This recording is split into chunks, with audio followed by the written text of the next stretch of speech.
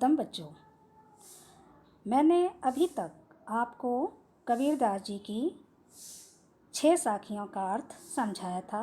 आज मैं उसी क्रम को आगे रखते हुए आपको 7वीं साखी का अर्थ बताने जा रही हूँ। तो 7वीं साखी का अर्थ है क्या? पहले साखी पढ़ेंगे। ऊंचे कुल का जन्मिया, जे करनी ऊंच न हुए, सुब्रन कलश सुरा भरा, साधु निंदा सोए। तो यहाँ पर कबीरदास जी क्या कहते हैं कि यदि मनुष्य ऊंच कुल या जाति में जन्म लेकर भी, ऊंच कुल का जन्मिया, ऊंच कुल या ऊंची जाति में जन्म लेकर भी जे करनी ऊंच ना हुए, अपने कर्मों से ऊंचा ना हो, यदि वो कर्म अच्छे नहीं करता है, वो उसकी करनी जो होती है वो ऊंच नहीं होती है, कर्मों से ऊंचा ना हो यदि वो, तो जो है वह मनुष्य कहलाने के लायक नहीं होता। कबीरदास जी क्या कहते हैं कि इसमें उन्होंने इसी का महत्व बताया है कि व्यक्ति केवल अपने कर्मों से ही ऊंचा बनता है, ना कि ऊंचे कुल में जन्म लेने से। तो जैसे फिर कबीरदास जी आगे क्या कहते हैं कि ऊंचे, ऐसा नहीं है कि ऊंचे कुल में जन्म लेकर भी यदि कोई व्यक्ति अपने कर्म श्रेष्ठ नहीं है उसके, तो ऐसे श्रेष्ठ कुल में जन्म लेने का कोई लाभ ही नहीं होता है। फिर वो एक उदाहरण देकर के इसको समझाते हैं कि सुबरन कलश सुरा भरा, साधु निंदा सोई। कि यदि सुबरन मतलब सोने का, और कलश कलश, और सुरा यह होता है शराब या मदरा। तो सुबरन कलश सुरा भरा, साधु निंदा सोई। यदि शराब या मदरा सोने के कलश में भी भरी हो, तो भी साधु यानी ज्ञानी लोग की दृष्टि में वह निंदा सोई, निंदा के योग ही रहेगी। कोई भी साधु उसकी प्रशंसा नहीं करेगा। इसी प्रकार मनुष्य अपने कर्मों से महान बनता है, ना कि ऊंचे कुल में जन्म लेने से। तो इसमें हमें यही शिक्षा मिलती है कि हमें अपने कर्म अच्छे करने चाहिए। कुल से या जाति से कोई फ़र्क नहीं पड़ता। बच्चों, बहुत से ऐसे व्यक्ति हुए, हमारे ऐसे महापुरुष हुए हैं जिन्होंने निम्न कुल में भी जन्म लेकर वो आज अपने कर्मों के कारण आज भी याद किए जाते हैं। तो आज की आपकी ये जो साखियाँ थी ये सारी संपूर्ण होती हैं। अब मैं आपको पहला शब्द पढ़ाने जा रही हूँ। पहला शब्द है, मोखो कहाँ ढूंढे रे बंदे, मैं तो तेरे पास में। इसमें जो हम लोग ईश्वर की प्राप्ति करने के लिए यहाँ वहाँ ढूंढते रहते हैं, इस पर भी कबीरदास जी ने कटाक्ष किया है कि हमें ये अंधविश्वास, बाहर के जो कर्म कांड हैं, इन सब में अपना समय व्यर्थ नहीं करना चाहिए, बल्कि परमात्मा को हमें अपने ईश्वर, ये मतलब अंतर आत्मा में ही तलाशना चाहिए, क्योंकि परमात्मा जो है हम सबके आत्मा में निवास करता है। तो कबीरदास जी ने बार बार यही कहा है। हम लोग जो कभी भगवान के मंदिर में, कभी मस्जिद में ढूंढते फिरते हैं, तो उसके लिए कबीरदास जी ने इसका खंडन किया है। तो वो क्या कहते हैं कि क्योंकि जो है कबीर निर्गुण ब्रह्म वाले थे, निर्गुण काव्यधारा के कवि थे, इसलिए। और वो जो है अपनी वास्तविक पहचान बताते हुए कहते हैं कि हे मनुष्य, तुम मुझे ना जाने कहाँ कहाँ खोज रहे हो, मोको कहाँ ढूंढे रे बंदे, मैं तो तेरे पास में।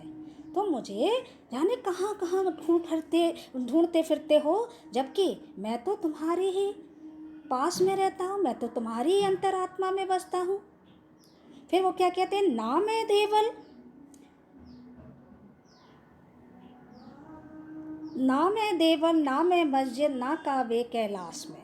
वो क्या कहते हैं, ना मैं देवल यानी मंदिर, ना मेरा स्थान जो है मंदिर में है, और ना ही मैं मस्जिद में निवास करता हूँ, और ना काबे। काबे क्या है? मुसलमानों का एक पवित्र तीर्थ स्थल है, और ये कैलाश जो है ये हिंदुओं का एक तीर्थ स्थल है। तो वो कहते हैं ना मैं किसी मंदिर में निवास करता हूँ, और ना ही मैं किसी मस्जिद में रहता हूँ, ना मैं मुसलमानों के पवित्र तीर्थ स्थल काबा में रहता हूँ, और ना ही मैं कैलाश पर्वत पर रहता हूँ।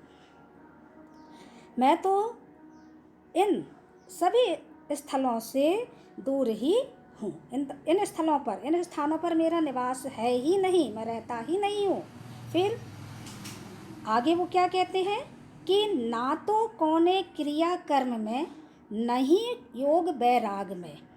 क्या कहते हैं कि ना मैं किसी भी प्रकार के कर्मकांड में मिलता हूँ, और ना ही मैं योग या संन्यास की साधना से। ना तो कौने क्रिया, मेरा निवास ना ही किसी कर्म कांड आदि में है, ना मैं किसी योग या साधना में है।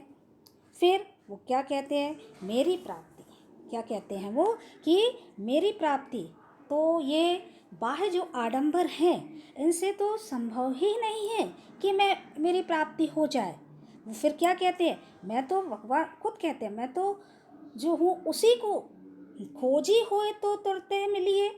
जो खोजी, जो सच्चा साधक होता है, खोजने वाला, तो मैं तो उसे बड़ी ही आसानी से सुलभ तरीके से मिल जाता हूँ। मैं उसी साधक को तुरंत सुलभ हो सकता हूँ जो इन कर्म कांडों आदि के चक्कर में नहीं पड़ता, बल्कि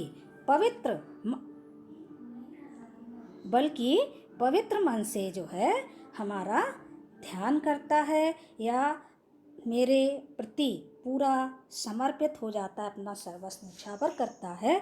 मैं उसी साधक को पल भर की तलाश में मिल जाता हूँ, जो मुझे सच्चे हृदय से अपने अंतरात्मा में खोजता है।